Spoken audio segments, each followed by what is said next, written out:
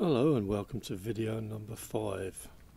I'd like to thank all of my new subscribers and all my returning subscribers for your support so far. This one is called 3 Steps to Devon, and the model in question is an Austin A40 Devon, Dinky number 152. I think they were made between 1955 and 1959. A quick examination on the table here. It rolls, but both of the axles have got little bends in them. So I'm going to pop open the case.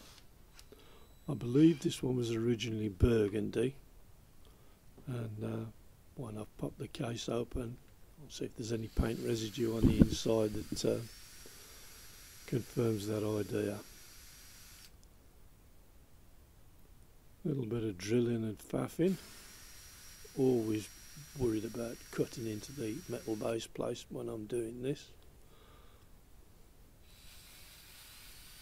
There's 3 rivets on this particular one.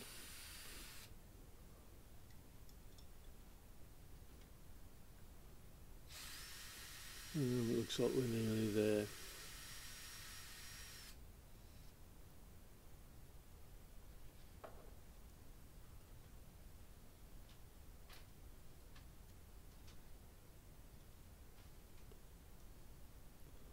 Yeah, try not to bend the metal work while you're doing that, will you?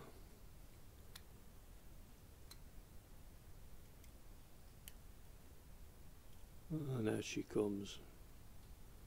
Or maybe not.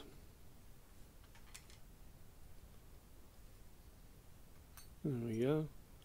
Yeah, just on a closer examination there is a little bit of residue of burgundy on the inside, but I think it had been overpainted in the past and somebody perhaps stripped off the old colour. As I say, the axle's a bit ropey, the base plate unsurprisingly bent. I can straighten that one out in the vise afterwards as per usual. The tyres are all scrap anyway, so I'm just going to break them off, and they crumble into dust as I'm pulling on them.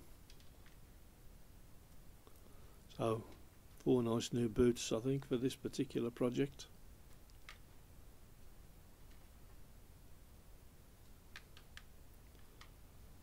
There we go.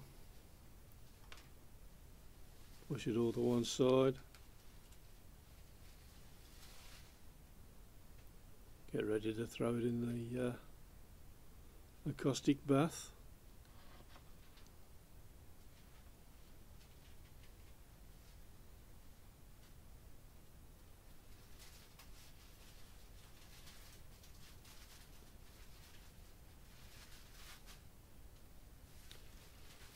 Right, so in with a kettle full of hot water.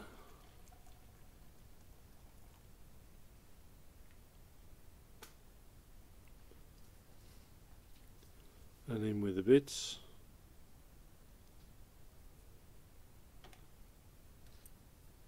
Price label included.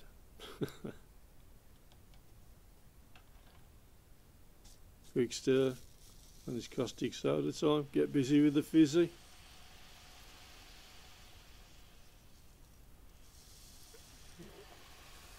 Fizzing away, changing colour already. It's pretty successful using the caustic soda, I've found, but oddly the newer the car, the more trouble I have getting the paint off with the caustic. The Ledo toy, which was quite new, that I did the other week, the caustic removed some bits of it, but others were loosened, but they just peeled off in great chunks. It came off either way, but it's odd how the different things react. This older paint seems to succumb to the caustic soda treatment quite quickly. So leave that one fizzing away in there for 10 minutes, bubbling away nicely. I don't know when I'm going to learn to stop doing that, because sooner or later the fumes are going to affect the lens, or they're going to do some kind of damage.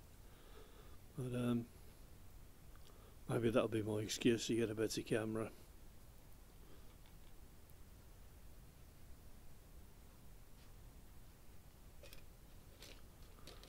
Alright, tip it away, rinse the water out in the sink. Try not to get caught by the missus.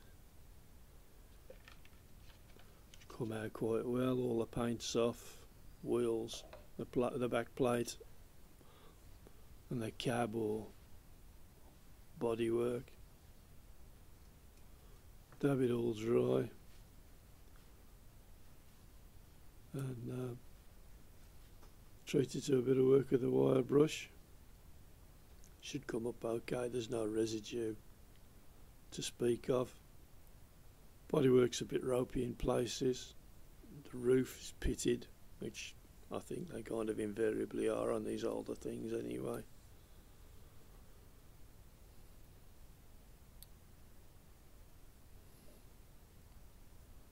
So before I do any more messing about, I'm going to tap the bottom, get it ready for the rivets. Just using the usual kind of glue-in rivets I'm quite fond of. I don't mind tapping and dyeing screws onto the smaller ones, the matchbox and what have you. But I like the glue-in rivets on these, kind of the closest thing to what was originally on there.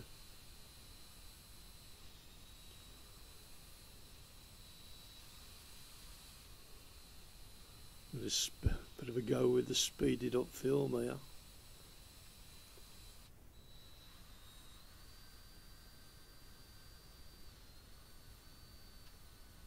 First time I've tried that effect, might well be the last.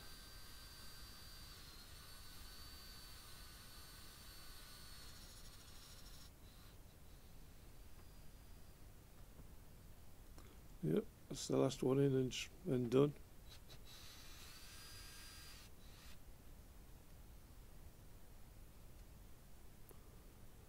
Right, polished it all up with the wire wool, giving it a bit of a look over. All seems to be okay. Base plates come out nice, wheels have come up nice and clean, and the axles. Straighten them out in the vise. I had to rivet that one up a little bit. I think somebody had it off in the past and the bush wasn't quite big enough to hold the wheel in place. Yeah, pitted on the roof, like I said. A little bit on the side, but nothing to speak of. For some strange reason, there was a bit of pitting under one wheel arch end as well. So I'm chucking it in to the screaming sink, ultrasonic, to get the last of the dirt and residue off it, and the grease and what have you, or bits of wire wool, anything else that's likely to affect the paint. Just a quick squirt of a bit of detergent in there, the windscreen washer detergent that some of us used to thin out the paint and clean the airbrushes. Quick top up to cover the roof, and off she goes.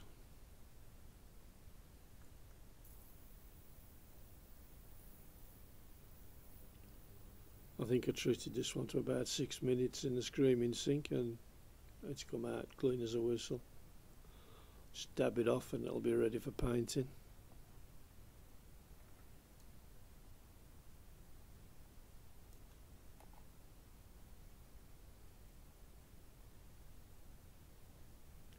All the bits are still pretty warm from the boiling water.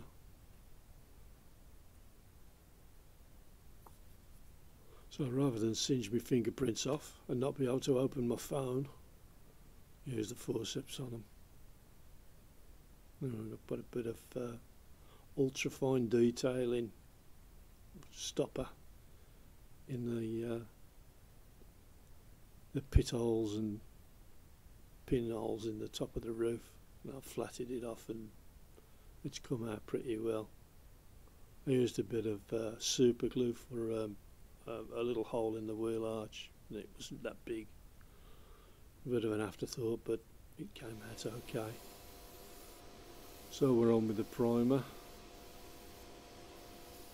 The usual story. Styrene res in grey. Get a good coat on the bottom.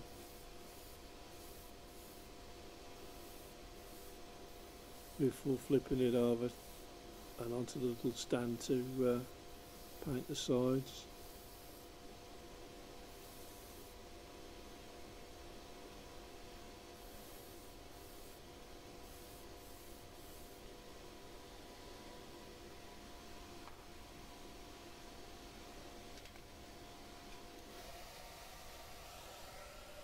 Just flashing it off with the hot air dryer. Or I'll pop another coat on and just keep on going.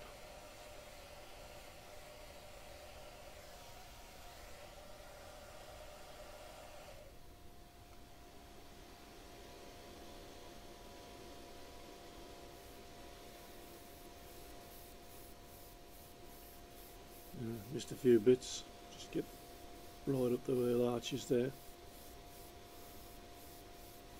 Don't really know why. It's not like it's going to rust, is it? And a top coat on the body now.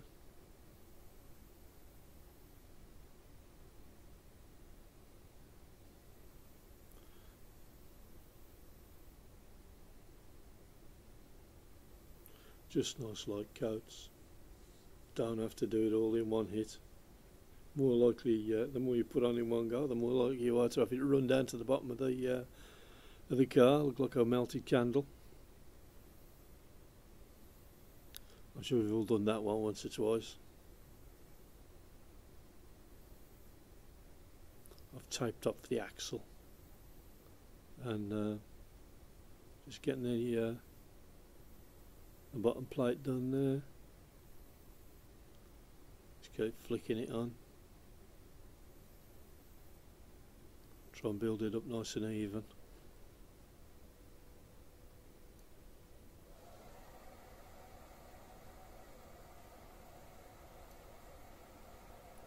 Yeah, you guessed it. In with the air dryer again. I think I'm a frustrated barber on the quiet.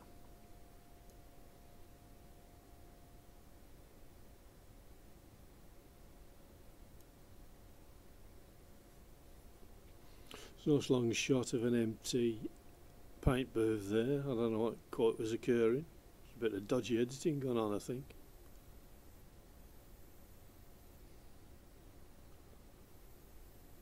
Priming up the bottom plate.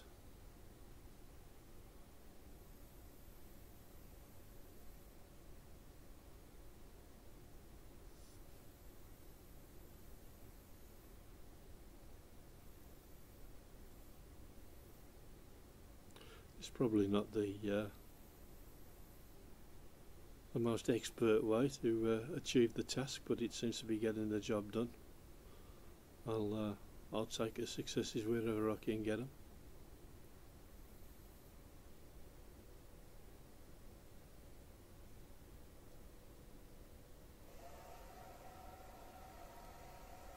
Quick dry off with the heat gun, usual story. I've said it enough times by now.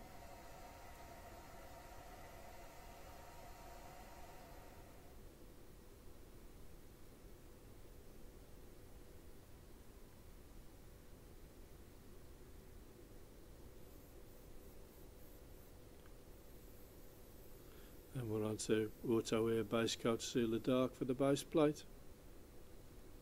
Another water based paint. It seems to creep its way into every job that I do. Pretty ubiquitous. Might be something to do with the fact that I've got a litre bottle of it as well.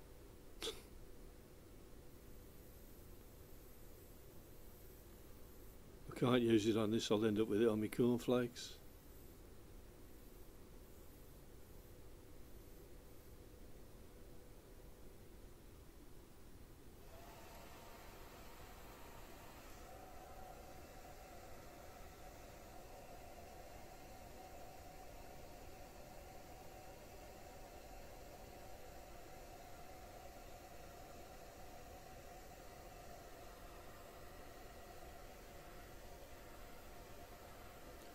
Another quick flash off, get it done.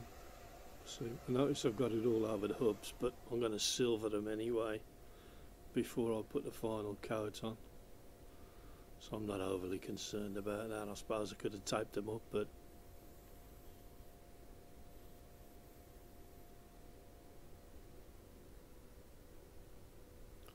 and onto the top coat now.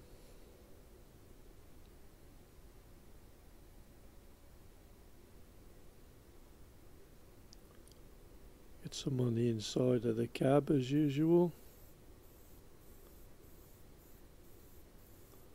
Going to be painting it a burgundy colour, the closer I can replicate to the original cars that I've seen. Hadn't got any burgundy in stock, so I mixed this one with Auto Air semi-opaque red and Vallejo Arctic blue, and just a little splash of Pro Colour coffee, just to give it that bit of richness that the burgundy has. Putting it on here and it looks a little pinky, which is largely my fault. I put a little bit too much reducer in the paint, and I think that after I've put a few coats on the inside, before I start on the outside, I kind of paused and added some, again, Auto Air transparent base, which does the job of thickening up the paint without changing the colour in any way, so you're less likely to get runs. So if you ever do over reduce your paint and you've got some, you can get out of trouble with that one, which is what happened to me on this occasion. So it's had a couple of passes at this point and it's starting to darken off to the way that I wanted it. Quite often when you're filming these things, it can be a bit misleading. The colours that the camera picks up are slightly off to what you can actually see with the naked eye. But as you'll notice, as it starts to flash off and dry out, it takes a darker tone anyway. So I kind of achieved the finish that I was looking for. So a few more passes to get that covering coat and the colour I wanted. Not unlike the process of building up candy, really. There's no fixed colour to what candy's meant to be. You just keep on going till you get the covering coat that you want. So I'm just daylight checking it a little bit here. Make sure everything's what it ought to be. And that's the finished colour with a couple of coats of clear. Just going to do the silver bits now. I'm using I'm using Vallejo Model Air aluminium.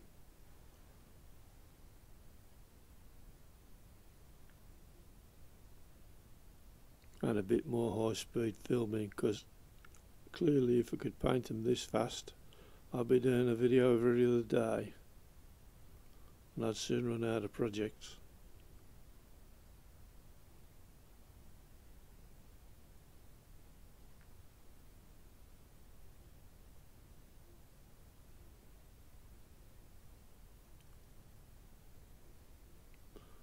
I like to use the aluminium on these things. I've tried steel, it's a little bit too dark.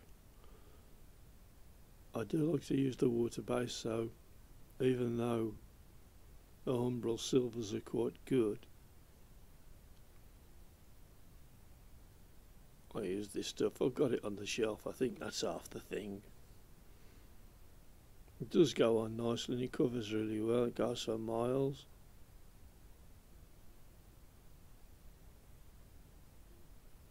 In the hood ornament there.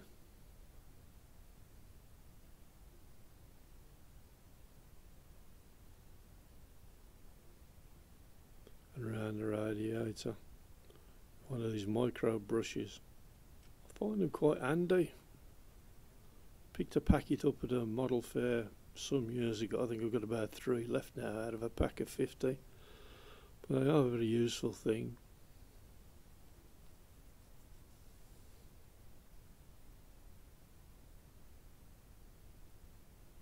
together quite well.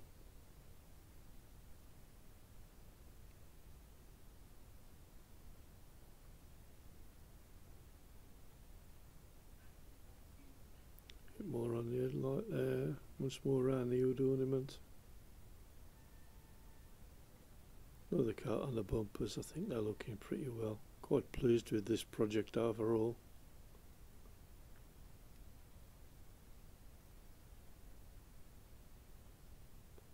And the back end there. Bumpers. Overriders.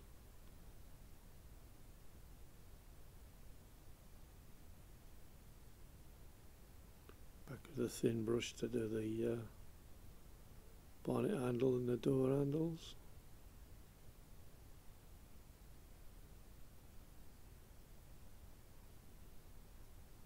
Bit thick on that one. I think I'll wipe that one off and have another go. And there she blows.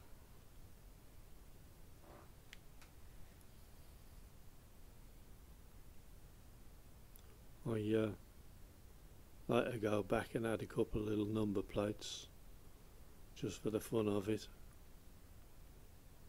And here's the hubs. Already done. New tyres.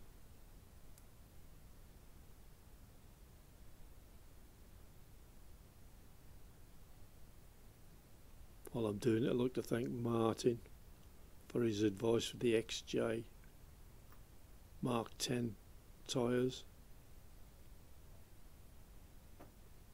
I've acquired some of the right size, and that'll be a project that comes up in a week or two now. Mark 10 Jag, but it's not the one with the opening bonnet. It's the opening boot, but no, not the opening bonnet. Must have been a variant of some sort. I'm not really too sure on the history of all of them. Rolling nicely. 4 nice new boots.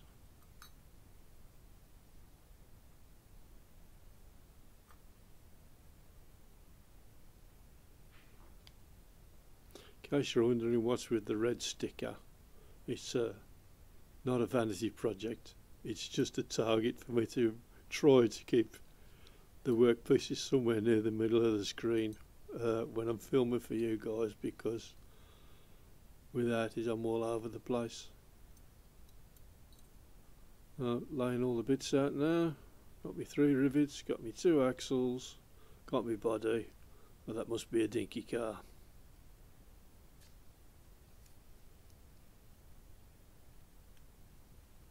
Just popping the top off the super thick super glue now.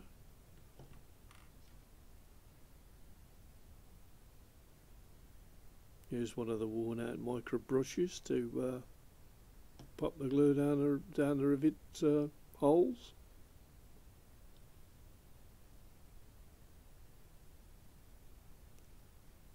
It's a thick glue anyway, but it's getting on a bit now and it's a bit stringy. Unfortunately, I made the mistake of buying quite a lot of it all in one go, never anticipating quite how long it was going to take me to get through it all. But it was a bargain at the time, and that's my justification.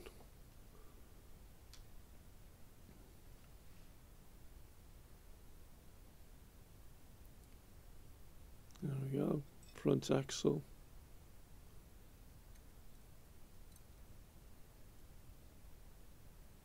Push the base plate in.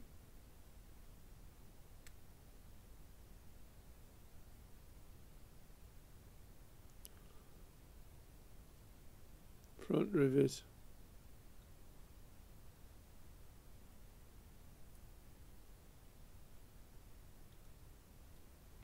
Bit of a faff for this one.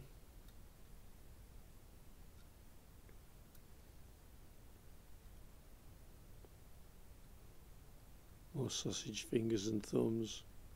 Not ideally suited for picking up these small things.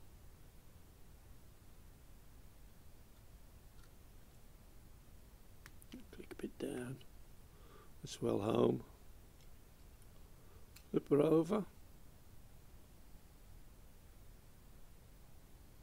Bit of roll.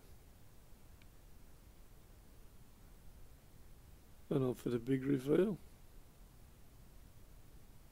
I say I'm pretty pleased with this one. Hubs have come out nice. Happy with the colour that I made. Not very happy with my centering of the roundabout, but never mind, you live and learn. Yep, pleased with that one. Dinky number 152, Austin Devon.